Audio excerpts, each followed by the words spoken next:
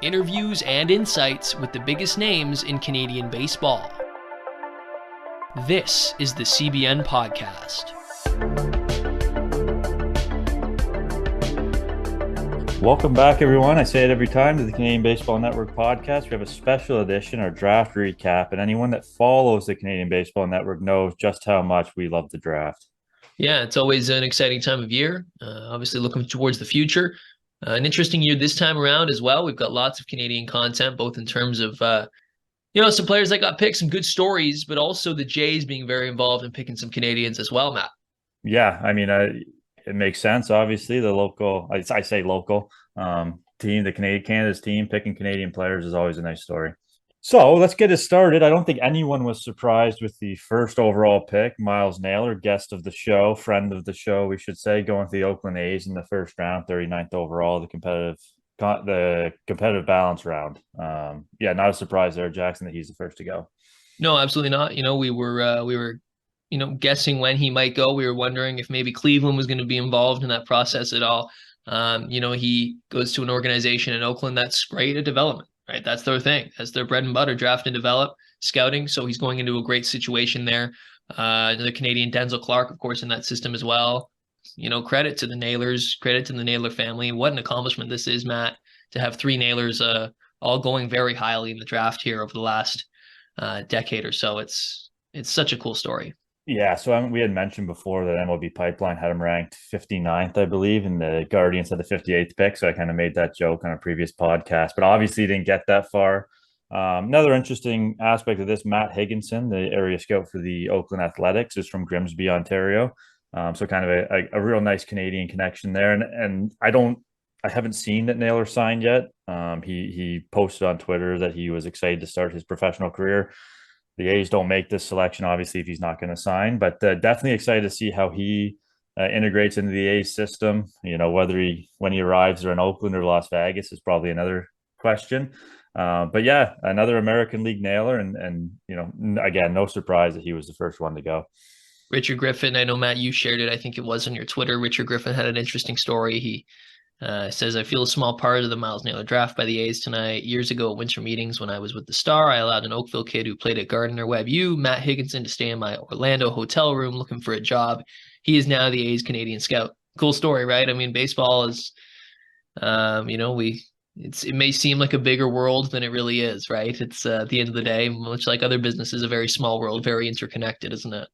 Yeah, of course. And I've had the privilege of meeting Matt on a few occasions while I was coaching with the Terriers, and, a very hardworking scout. And, it's a nice Canadian connection, but don't be fooled that, there's no, the 39th pick for the A's to, take Higginson's, evaluation of this player very seriously goes to show how respected he is in the organization as well.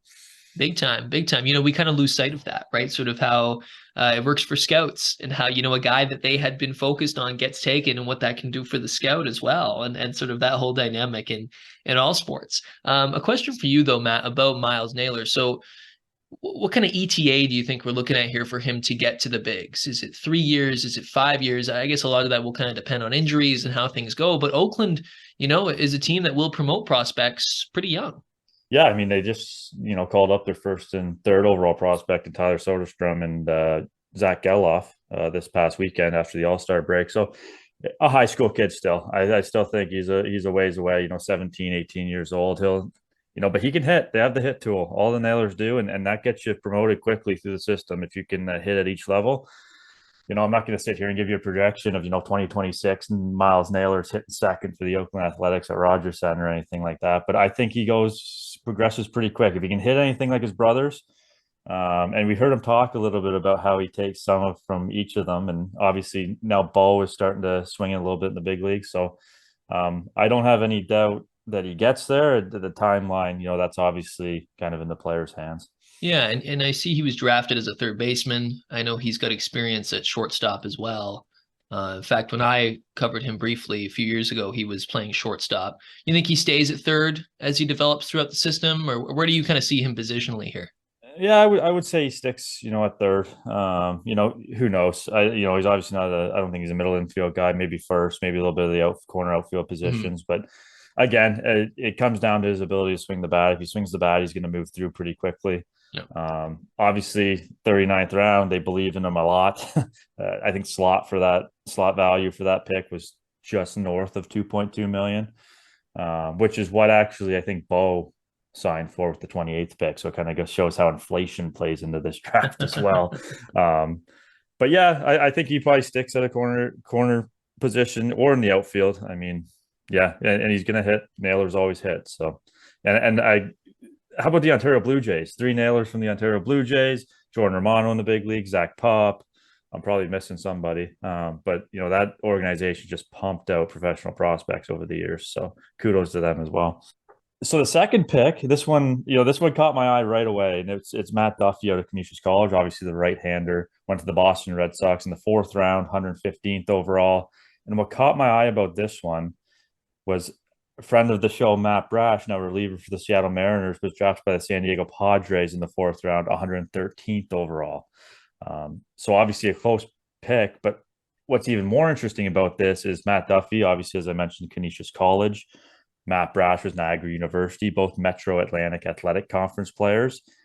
Northeast going very high in the draft. So obviously the Red Sox believe a lot in what Matt Duffy has done.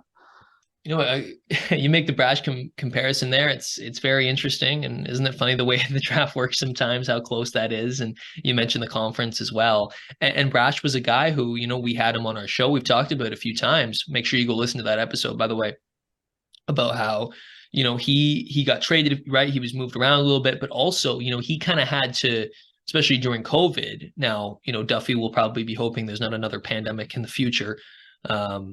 Brash basically had to just go to a mound and sort of rejig a few things and sort of reset a little bit. And that was as a guy coming into the 4th round in college, right? So it's interesting to see the development path of some of these guys, right? And sort of, we were just talking about Naylor coming out of high school and how far away he is. Well, even, a guy coming into college as a pitcher, like you're still a ways away. And I think the Brash success story is a really good one and sort of someone that Duffy can certainly look to as a sort of source of inspiration. I mean, look at the career that Brash is currently carving out, right?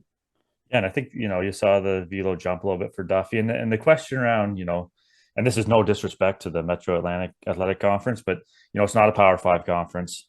There's sometimes questions around, the competition level when comparing it and projecting it to the pro level. But Matt Duffy also quieted down a lot of that talk by performing the Cape Cod League. That probably played a huge role in this. He's been in the Cape now. I think this was his 2nd year with the Bourne Braves and performed well. So that definitely had a big part of it. Yeah, absolutely. That would be a huge interest point, I'd imagine, for the Sox. And where do you see Duffy's sort of ceiling as a prospect? Again, I hate to give the political answer. It's going to be up to him, but you get guys out, and I've kind of seen it, in the big leagues throughout the last couple of years that it comes down to getting people out the big league level. They don't care where you went, they don't care what you've done. It's about where you're going and where you get guys out. So obviously a little bit older of a player, just finished his junior season at Canisius. So he may start in A, maybe skip over the rookie league. Who knows? But yeah, it's going to be up to him. And I found it interesting that he was actually right before the draft, just days before the draft. Actually, he had committed. He was going to transfer to the University of South Carolina. So obviously going from the MAAC to the SEC, a lot of belief there in those Power 5 schools and what he can do as well. So there's a lot of belief, not only by the Red Sox, but people in baseball, that this guy can progress pretty quickly.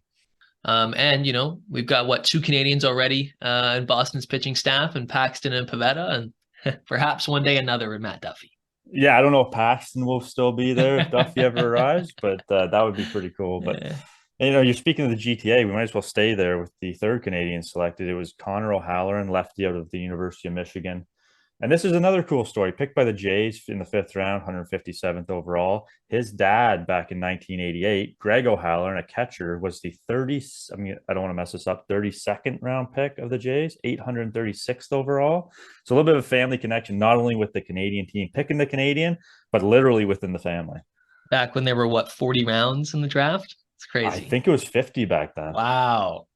Yeah, and that's a great story, right? And A guy who obviously, we talk about all the time when you grow up as sort of the son of a big leaguer, as the son of really any pro athlete, it's certainly a bit of a different experience. You have a different perspective and a bit more of knowledge. And I find for me, like what I notice about a lot of that, the kids of former pros is that they are themselves pros a lot quicker, right? They sort of develop quicker and they sort of have a better sense of what it takes to be a pro and all that kind of stuff and all the intangibles and those things. But yeah, like you said, another GTA success story.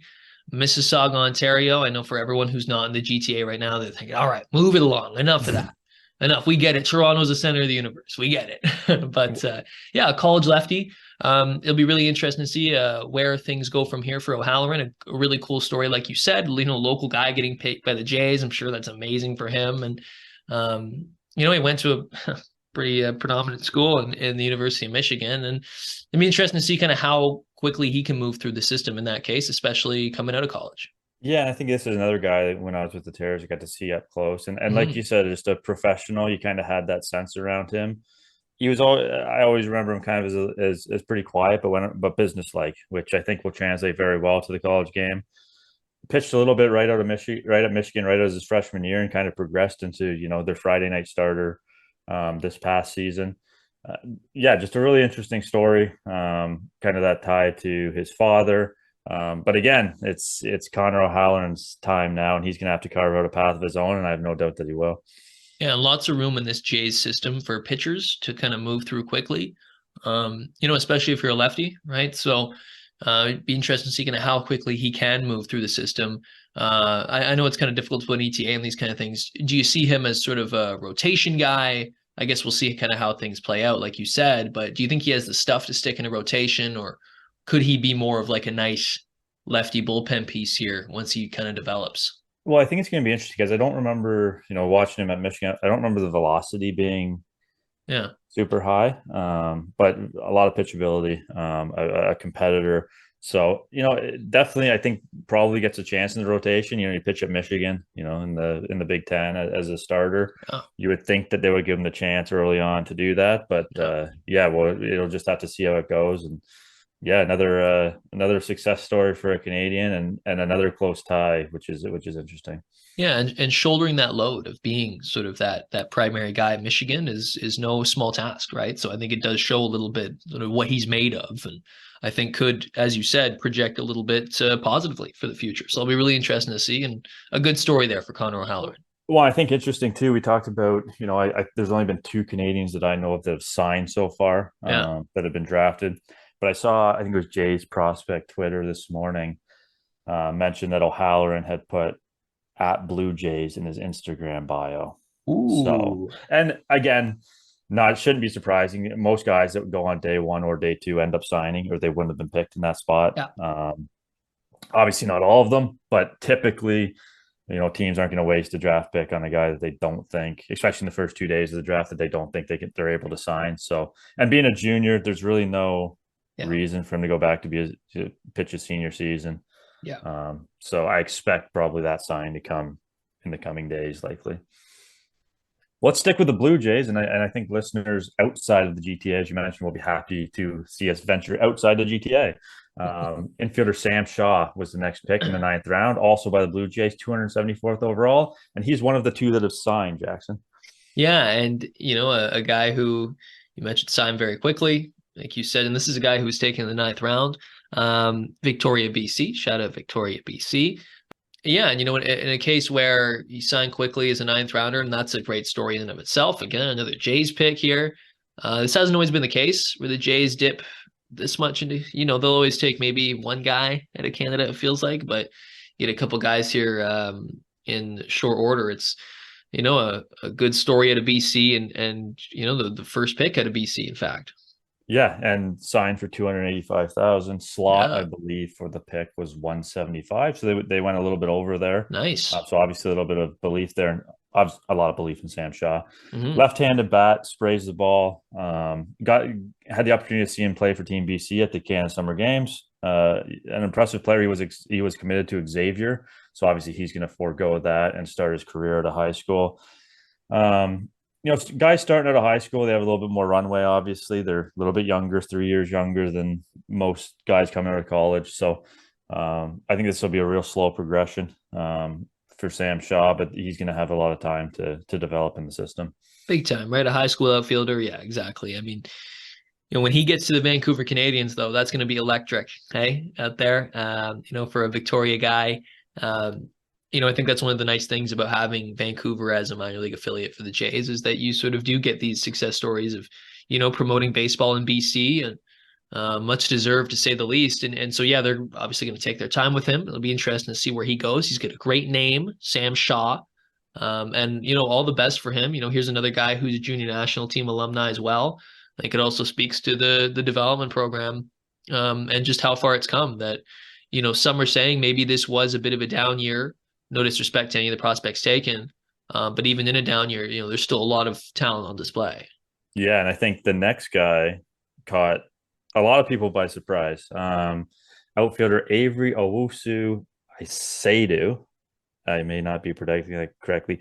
I even know this guy was Canadian when he popped up. So credit to Baseball Canada for breaking that on Twitter. So this guy was he's an outfielder, and he attended the Southern Illinois University Edwardsville. He was born in Saskatoon, but his hometown is Waukesha, Wisconsin. So I was scrambling on draft day when this one came up, trying to find information on this guy. But yeah, he was the 5th Canadian selected in the draft by the Phillies. There you go. Yeah. And a guy taken in the 9th round, right? So we'll see shortly right after Sam Shaw, actually. So another Canadian outfielder. Obviously, we'll see, like you mentioned, same kind of thing. They'll take their time with him, you'd imagine, and develop him nice and slowly. But here's another great story. We don't see as many prospects coming in as Saskatchewan, right? And as you said, you didn't even know that he was Canadian, sort of an off the board pick, maybe. And the Phillies, let's be honest, haven't always had the best development system. They often field their big league team via trades and things like that. Prospects are often moved more often than they're developed, but still an amazing story. And it'll be interesting to see where he goes. Obviously, as we know, the team that drafts you isn't always the team you end up playing for. Matt Brash is a good example of that. Josh Naylor is a good example of that. It's a cool story. Yeah, I love to see picks from all over. Yeah. Obviously we talked about the GTA early in this episode, but it's nice to see, the love spread out throughout the country. And it really goes to show the talent that goes right from coast to coast. Always nice to see. But we're going to hop back to BC for our next selection. It was left-hand pitcher Matt Wilkinson. He went in the 10th round to the Cleveland Guardians. Again, we've talked about the Guardians plenty of times in this podcast, and their not only their development system, but a lot of the Canadians they have. So if Wilkinson does sign, he's going to be in a good organization. Yeah, White Rock, BC. And, as you mentioned here, he was the NJCAA, got that right, Division I Pitcher of the Year, right? So some pedigree there, another lefty, right? And a college lefty at that. So how long do you think, I mean, obviously it's tough to say, but hey, Cleveland Guardians, right? We know how well they can develop pitching. They're scouting the development is top notch, much like Oakland, right? That must be a pretty good sign that they're going to take a college lefty to Canada. Kind of all the ingredients for a Cleveland draft pick kind of mixed into one. Yeah, they love these guys. But this one, looking back on this list of Canadians, this one surprised me a little bit. Going through Wilkinson's resume, shout out to the Okotoks Dogs and John Urcandia, a former guest on this podcast as well. Matt Wilkinson was dominant. Obviously won the National Pitcher of the Year, but dominant in his college career at Central Arizona. He's an Arizona State commit, so if he does decide to go to school, he's sticking in the state of Arizona. And obviously I have no inside information on this, but this reminds me kind of a Jacob Zibin situation where he got a lot more money, being a 10th round pick. The Canadian Baseball Network had him ranked very highly. But yeah, this kind of gives me that kind of vibe. I don't know if he'll get the kind of money that Zibin got, but a very good college arm that I felt should have gone a little bit higher. But again, the Cleveland Guardians potentially with another big steal here. Yeah, and like you mentioned, right? They just did that with Zibin, and they've obviously got a ton of Canadians, in and around their team, and then that's been a big part of their development the last couple of years. So a good sign, obviously, if you're Wilkinson. Whether or not either of them will pan out, we'll see, right? That's pitching, that's baseball, but regardless, it's a really interesting story, and something to keep an eye on here for sure. If there's a guy to kind of really later on in these rounds to focus on, I think it would be Wilkinson for those reasons you outlined.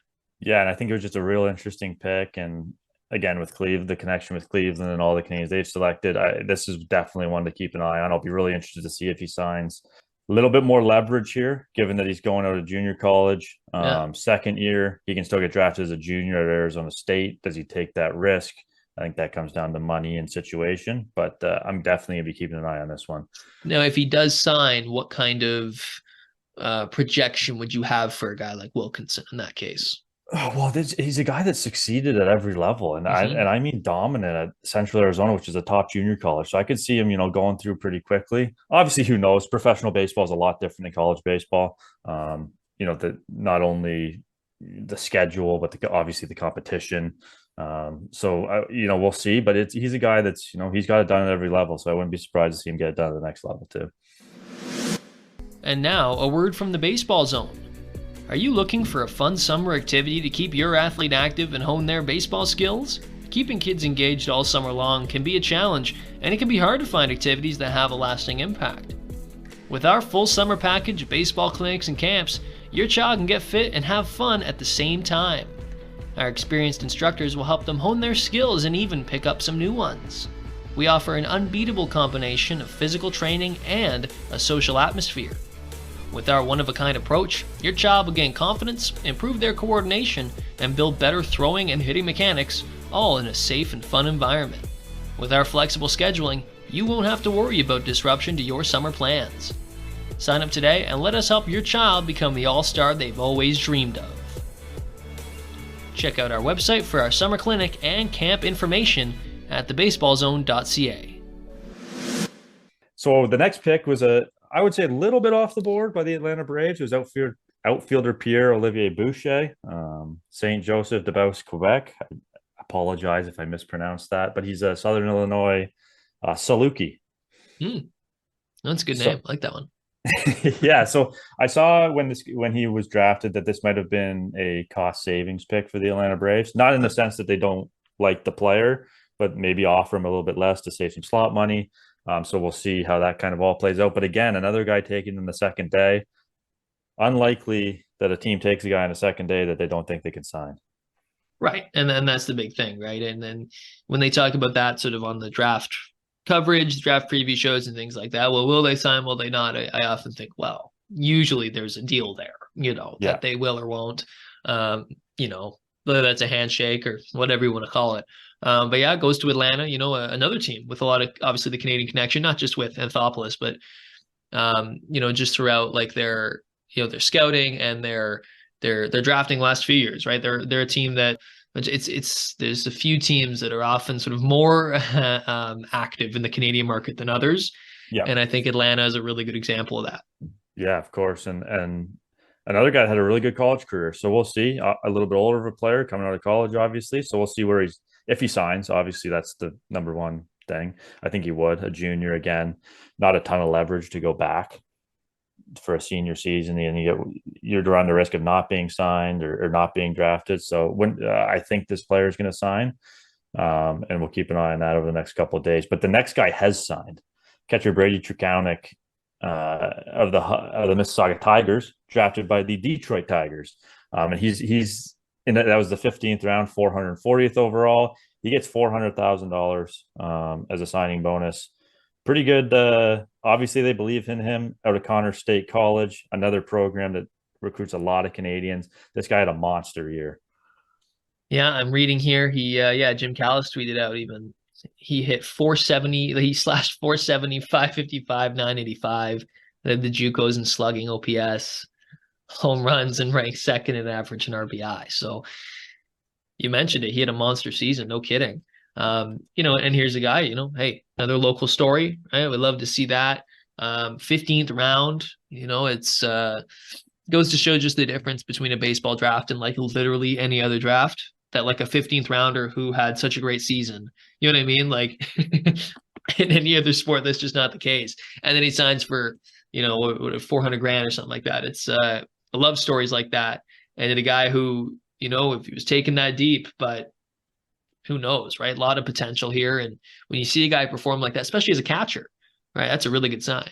Yeah, and another really interesting guy here, so essentially how I understand it works is the slot money, the assigned slot values end after the 10th round, and then they can sign players from the 11th to the 20th round for up to 125,000. But then after that point, if they go over that amount, that now takes away from their slot value. Wow. So their slot pool. Right. So they obviously went 200. I'm terrible at math. 200 something $1,000 over for this player, and I think that's something that had to be done as a junior college player. He had some leverage to go back to college and continue on. And who knows what he would have done if he had a couple more years in college, because he looked like a seasoned veteran this year. So, but he comes back close to home. Again, we don't know who stays in what organization and where they end up if they eventually make it. But it's pretty cool to see him, with an organization pretty close, at least to me. Yeah. And you. Yes. I guess if you're listening in other parts of the country, you're not. It's not so local. No, big time. And yeah, Detroit just down the road. But here's a catcher who can hit, right? And that's always juicy, right? If you're a team, I don't know if scouts would use the term juicy, but yeah, it's a cool story. And like we'll see, the work begins today and all those cliches. But I think that anytime that you can get a catcher who can hit into your system, and like you said, he already looked like a bit of a vet. And you need that for a catcher, right? You need kind of that maturity, right? And sort of that poise that you think you might possess. So keep close tabs on this one. Yeah, and again, a catcher that can hit, and yeah, there's a lot that goes into being a catcher, though, especially at the professional level. Yes, so yes, again, yes. I think this is a pretty slow progression, but obviously a lot of belief by the Tigers brass that he can eventually make an impact on the big league club. So the final Canadian selected was left-handed pitcher Jeremy Pilon by the Tampa Bay Rays in the 18th round, 543rd overall, out of Salaberry de Valleyfield, Quebec. I think I got that one right. Nice. Obviously going to the Rays, another organization that knows what they're doing with pitching. So Yeah, he'll be in their bullpen in a few years. No, I'm kidding, friend. No, he'll be at Rogers. He'll be at Rogers Center in September. Yeah, he'll be throwing 3 innings shutout. Yeah. No, it's a great story, right? And yeah, if you're going to Tampa, right, as a pitcher, it's like, wow, okay. Now, what I do find interesting, and I don't know if it's the same with their prospects, whenever Tampa gets someone, like I look at a guy like Jason Adam as a good example. His repertoire got completely changed when he went to Tampa, right? They basically retooled him as they saw fit. Right. They do this a lot with pitchers, right? Like if you go on their baseball savant, their pitch types completely change when they go to Tampa, but that's usually with guys who were already established in the bigs or even, who had come through AAA and whatnot. This is a prospect. So, whether and how much tinkering they do, I mean, obviously if they drafted him, they liked him enough in the 18th round, but, is this a situation where Tampa, we talk about the draft and develop. I mean, it used to be that Oakland was probably one of the best teams at it. I think Tampa now is the best at it. I think they've proved that. Maybe more at the sign and develop as opposed to draft and develop. But regardless, with pitching especially, this is I think if you're a Jays fan, you like we just said, oh well, you're thinking pessimistically because that's just how it's been for so long with Tampa now. This will be interesting whether he signs or not. Obviously, a high school kid. He's committed to the University of Alabama, so he's going to go pitch in the SEC. I wouldn't be surprised if he didn't sign as an 18th rounder. Goes to college for 3 years as a lefty, and we see him again in 2026 or whatever that draft may be. So it'll be interesting to see. Who knows? Maybe there's a plan here in the works with the Rays. You never know with this kind of thing. So but exactly. I wouldn't be surprised to see him at donning the Crimson Tide of Alabama next season. And that'd be a good spot for him, right? Going to the SEC, you mentioned it, big conference. And, if you just even get the attention of Tampa Bay Rays, that's pretty cool in and of itself. A guy who's another junior national team alumni. And if I were him, I mean, obviously I'm not in a position to judge, but yeah, I think I'd probably take Alabama as well. But a really good sign even that you get drafted by Tampa. That's a pretty cool feather in your cap, as it were. Of course, yeah, and as we mentioned, he's the last pick, but I do want to mention yesterday, infielder Bryce Arnold of the Campbell University signed with the Toronto Blue Jays. So no details as far as signing bonus or anything like that, but a Grimsby, Ontario native. We mentioned Matt Higginson being a Grimsby native, so 2 Grimsby natives, in professional baseball now. So that's pretty cool. Yeah, and I saw that he was projected to be a guy who could get taken in the later rounds. I did read it was a little bit of a surprise that he wasn't taken. So it's not too much of a surprise that the Jays kind of scooped him up. Maybe this was the guy they had an eye on, obviously a local guy from Grimsby, another great story, and I don't know if you call, I guess Grimsby's in the GTA. I don't, it's been The a while GTA since. keeps expanding. I'm from Yeah. Brantford, and I'm just waiting for the day that Brantford is then part of the GTA. I was a little bit surprised that Arnold didn't get taken. He was the Kaiser Trophy semifinalist for College Player of the Year. He was a third-team All-American for the College Baseball Newspaper, I believe it was, and I think maybe D1 Baseball. I'd have to double check that, but yeah, little. I thought maybe between 11 and 20 he was going to go, but obviously gets his opportunity with the Blue Jays.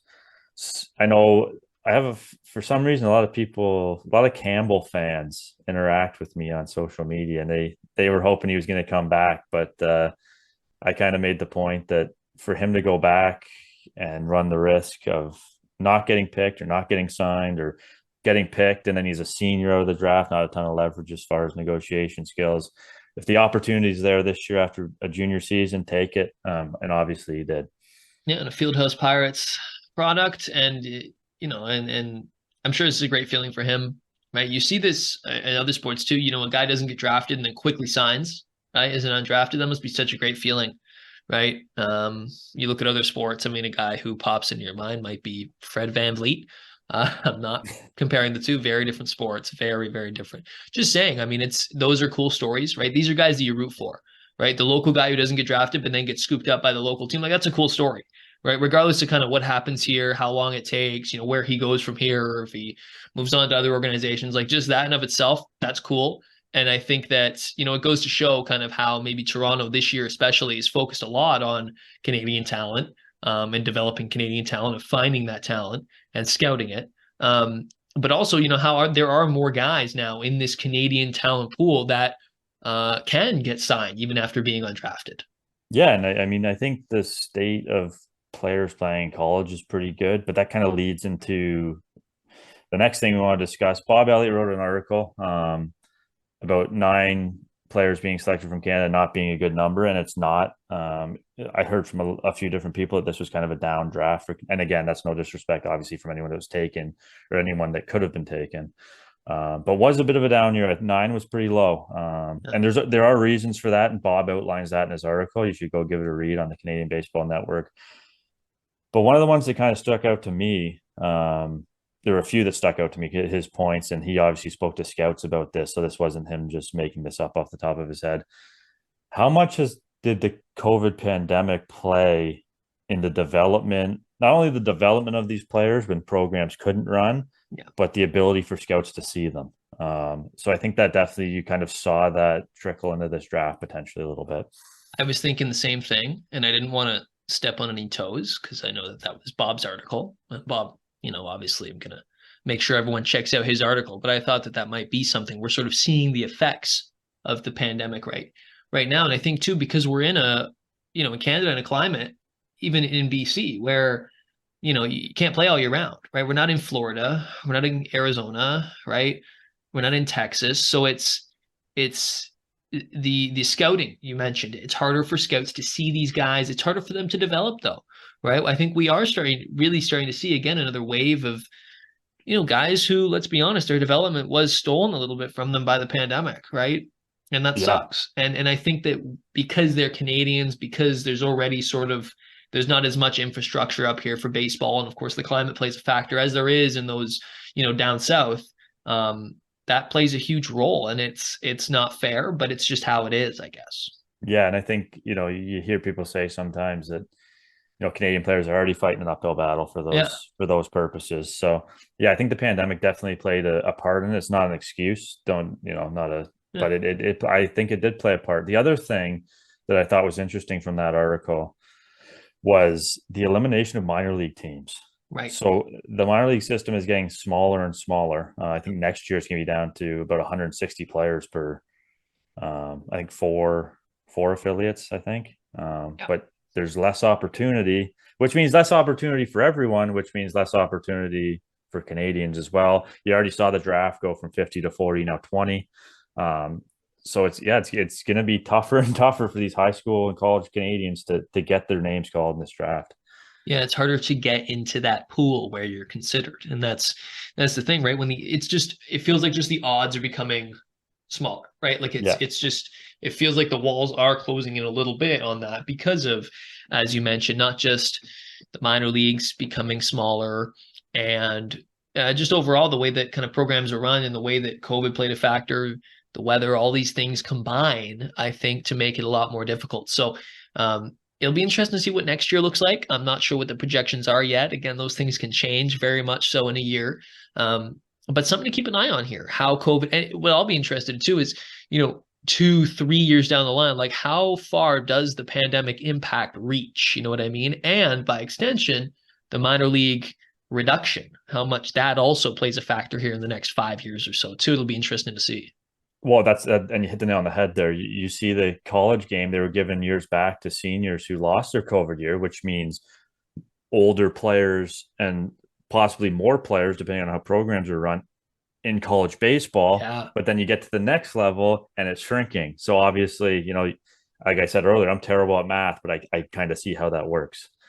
Yeah, exactly. It feels like the pipeline is getting smaller, right? Yeah. And it's an interesting observation. And so where that goes from here, what kind of teams can benefit from that? How does scouting change, right? How does development change, right? Like I think that other teams like Oakland, teams like Cleveland, Tampa, they'll figure it out. You know what I mean? They'll be still, it's just about rejigging and finding ways to scout guys differently. And look, if you're talented, it's the old thing. Like if you're talented, they'll find you kind of thing. Well, I mean, maybe, but when it's snowing outside and when there's a pandemic, it's harder for them to find you, right? That's just how it is. And you have 500 players on your draft board or whatever some of these teams have, and you got to narrow it down to 20 picks. I mean, but saying that, 9 Canadians then doesn't seem necessarily that bad. And those teams obviously believe in those picks because there's less picks, there's less room. They're not going to waste their time. Not that they wasted their time before, but when there's 50 rounds, they really have to zone in on these 20 picks. So congratulations to all the Canadians that were selected in this draft. The draft is obviously a big thing for the Canadian Baseball Network. A shout out to Bob, obviously, Bob Elliott and Kevin Glue of the Canadian Baseball Network did a fantastic job covering it. If you haven't subscribed yet, please do. It's $2 a month, $20 for the year. I think it's the best money you'll spend if you're a Canadian baseball fan. One more thing before we go, just want to say, amidst all that talk about how the pandemic is impacted and stuff, big shout out to these 9 athletes who did get drafted despite all that. That's a huge achievement. And if you're listening, probably not, but if you are listening, congratulations. And maybe we'll get a few of these guests on our podcast here. I was just about to say that. But until next time, everybody take care, and you'll hear from us shortly. Thank you for listening. Be sure to check out Canadian Baseball Network for extensive and comprehensive coverage of the latest in Canadian baseball. And the Baseball Zone, Canada's leading instructional baseball academy and training home to thousands of MLB pro, college, and youth baseball players.